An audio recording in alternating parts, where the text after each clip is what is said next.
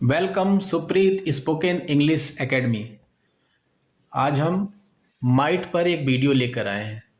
क्योंकि use of might काफ़ी है, ये एक मॉडल्स वर्ब है और इसका उपयोग काफ़ी प्रयोग किया जाता है। अगर कोई कंपटीशन है या स्पोकन इंग्लिश में भी माइट का काफ़ी यूज है। अगर हम कंपटीशन के पॉइंट ऑफ व्यू से देखें तो वहाँ माइट के क्वेश्चन आते हैं। और इसके अलावा अगर आप इंग्लिश स्पीकिंग का कोर्स कर रहे हैं या तैयारी कर रहे हैं तो वहाँ भी आपको जानना चाहिए कि माइट का क्या यूज़ है। आइए हम स्टार्ट करते हैं वीडियो को। अगर आप वीडियो पर नए हैं तो प्लीज़ इसको सब्सक्राइब कर दीजिए चैनल्स को, और अगर आपको वीडियो पसंद आई तो आप जो है इसको लाइक कर दीजिएगा। आइए वीडियो स्टार्ट करते हैं कि सेंटेंस में कभी भी कोई वाक्य जो है, अगर हिंदी के वाक्य में लास्ट में अंत में सकता है, सकता था, सकती थी, सकते थे या सका, इस तरह से कोई भी हिंदी में अगर कोई भी वाक्य के अंत में आपको दिखाई देता है तो वहाँ पर माइट का यूज करना है। लेकिन इसमें एक कंडीशन होती है कि पॉसिबिलिटी कैसी है। अगर पॉसिबिलिटी लेस है, संभावना अगर लेस है तभी हमको माइट यूज करना है। या कोई अनसर्टेनिटी है तब हमको माइट का यूज करना है। जैसे एग्जाम्पल, आज बारिश हो सकती है, तो आज बारिश हो सकती है, कोई ज़रूरी नहीं है बारिश ही हो, तो वहाँ पर पॉसिबिलिटी लेस है तो वहाँ पर हमको माइट का यूज करना है। नेक्स्ट देखते हैं, जब कोई पॉसिबिलिटी बात की जा रही हो और पास्ट की बात की जा रही हो, संभावना है लेकिन पास्ट में है, जैसे आज बारिश हो सकती थी, तो वहाँ पर भी हमको माइट का यूज करना है। नेक्स्ट है कि किसी का सजेशन देना है, कोई सुझाव दे रहे हैं, तो वहाँ पर भी माइट का यूज करना है। और एक बहुत इम्पॉर्टेंट है कि जब हम मेक के पास्ट टेंस को इनडायरेक्ट स्पीच में चेंज करते हैं तो वहाँ मेक की जगह हम माइट का यूज लिख देते हैं, तो वहाँ पर हम इनडायरेक्ट बनाते हैं, तो वहाँ भी मेक माइट में कन्वर्ट करके वहाँ माइट का यूज किया जाता है। इसका स्ट्रक्चर देखिए। इसके स्ट्रक्चर में सबसे पहले सब्जेक्ट होता है, फिर माइट लिखना होता है, फिर वर्ब की फर्स्ट फॉर्म होती है और फिर उसके बाद ऑब्जेक्ट होता है। इस तरह से इसका स्ट्रक्चर होता है। इसी स्ट्रक्चर बेस पे सारे सेंटेंस बनाए जाते हैं। आइए एग्जाम्पल द्वारा हम समझते हैं कि वह शायद ही अंग्रेजी पढ़ सकता है। देखिए, वह अंग्रेजी पढ़ सकता है, पॉसिबिलिटी कम है, लेस पॉसिबिलिटी की बात की जा रही है, माइट का यूज करना है। इसकी अंग्रेजी देखते हैं, ही माइट रीड इंग्लिश। अब इसको हम समझने की कोशिश करते हैं। इसी स्ट्रक्चर बेस पे हम इसको बनाते हैं। सबसे पहले सब्जेक्ट का यूज किया गया है, सब्जेक्ट हमारा है वह का हो गया ही। फिर हमको यूज करना है माइट मतलब सकता है, यहाँ पर हमने माइट लिख दिया। फिर हमको वर्ब की फर्स्ट फॉर्म लगानी है। वर्ब हमारी क्या है, पढ़ना। पढ़ने को हमने क्या किया, पढ़ने को लिख दिया यहाँ पे रीड, और फिर उसके बाद लास्ट में ऑब्जेक्ट, और ऑब्जेक्ट हमारा है कि अंग्रेजी। तो इस तरह से जो इंग्लिश बन गई वो बन गई कि he might read English. Next example देखते हैं कि आज शायद ही बारिश हो सकती है। यहाँ भी एक अनसर्टेनिटी की बात की जा रही है कि बारिश होगी कि नहीं होगी, तो यहाँ भी माइट का ही यूज किया गया है। और यहाँ जो सेंटेंस बनाया गया है, इट माइट रेन टूडे, चूंकि यहाँ पे जो सब्जेक्ट है वो दिखाई नहीं दे रहा है इसलिए इट का यूज किया गया है। सकती के लिए माइट का यूज किया गया है, बारिश होने के लिए रेन का यूज किया गया है, वर्ब है, और आज के लिए ऑब्जेक्ट है तो टुडे का यूज किया गया है। नेक्स्ट देखिए, मैं अपना लक्ष्य पा सका। इसमें भी पॉसिबिलिटी कम है तो यहाँ भी माइट का यूज करना है।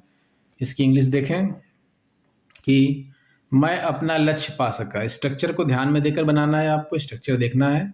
सबसे पहले सब्जेक्ट का यूज करना है, यहाँ सब्जेक्ट मैं हो गया, उसके बाद माइट सका, मैं अपना लक्ष्य पा सका, सका का हो गया माइट, और फिर यहाँ पर वर्ब की फर्स्ट फॉर्म यूज करनी है, तो वर्ब की फर्स्ट फॉर्म गेट हो गई और ऑब्जेक्ट हो गया लक्ष्य मतलब गोल।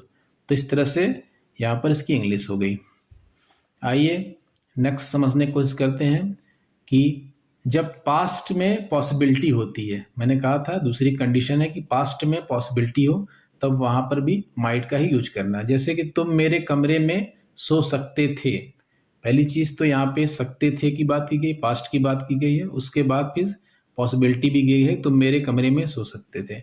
अभी इसकी इंग्लिश कैसे बनेगी देखिए, you might sleep in my room. तो इसी स्ट्रक्चर बेस पे हमने बनाया है।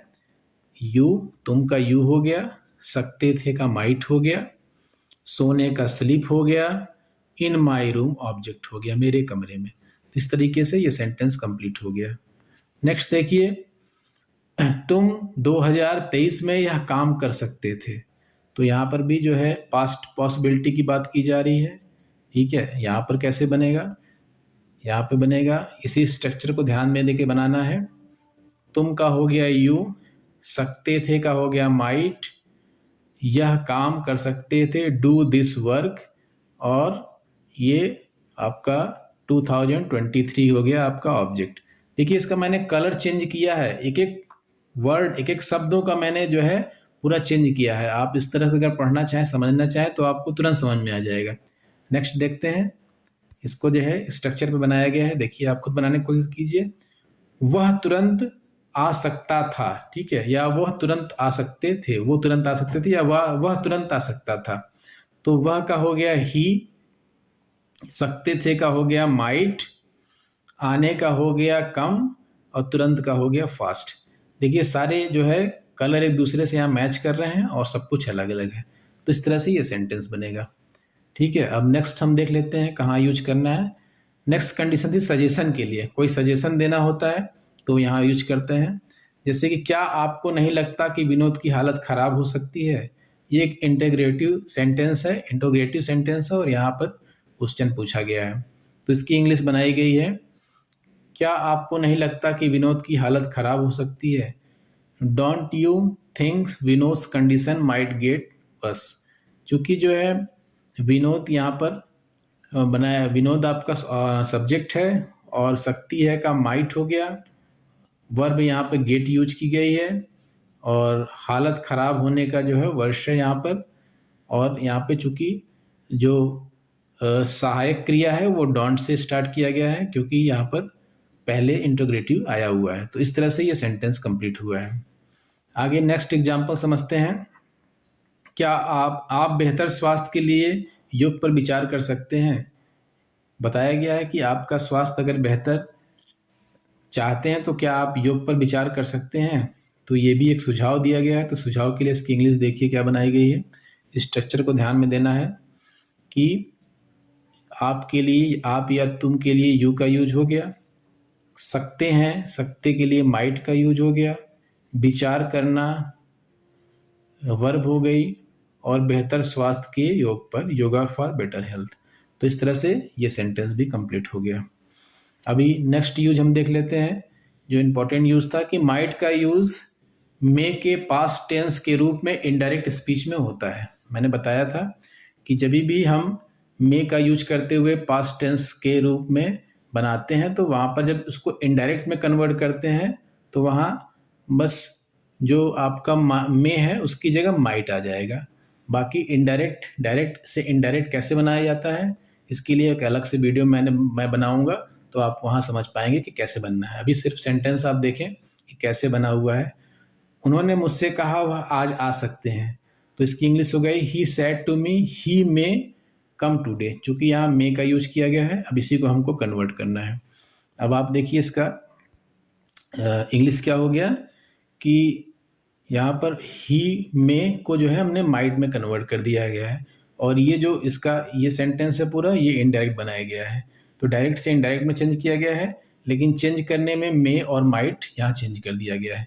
बाकी डायरेक्ट से डायरेक्ट कैसे चेंज करना है ये आपको अगली वीडियो में, आने वाली वीडियो में बताया जाएगा। तो इस तरह से आज हमारा मे पर जो भी हम जानकारी थी, जो भी जानकारी ज़्यादा से ज़्यादा हमने दी, उस पर आप जो है छोटे छोटे सेंटेंसेस बनाएं। इस पूरे वीडियो को बार बार जो है देखें, ध्यान से देखें, और इस पर जो है छोटे छोटे एग्जाम्पल बना करके डेली रूटीन लाइफ में अपने यूज करें, बोलें। और अगर कोई कंपटीशन है तो इस चीज़ को ध्यान में रखें कि कहाँ पर क्या यूज करना था, कहाँ पर माइट का यूज था, लेस पॉसिबिलिटी के लिए था, अनसर्टेनिटी के लिए था, या पास्ट में था उसका संभावना पास्ट में था, या उसका जो है उसके इनडायरेक्ट स्पीच में था। इस तरह से दिमाग में ध्यान रख के कॉम्पिटिशन में भी आप यूज कर सकते हैं या बोलते समय स्पोकन इंग्लिश में भी आप यूज कर सकते हैं। तो दोस्तों, आज हमने जो भी जानकारी दी उसको अगर आपको पसंद आया हो तो प्लीज़ लाइक कर दें, चैनल नया है सब्सक्राइब कर दें, और इस बहुत बहुत धन्यवाद कि आपने इसको अपना कीमती समय दिया। बाकी आगे वीडियो हम फिर बनाएंगे और मिलते हैं। Please like and subscribe. जय हिंद।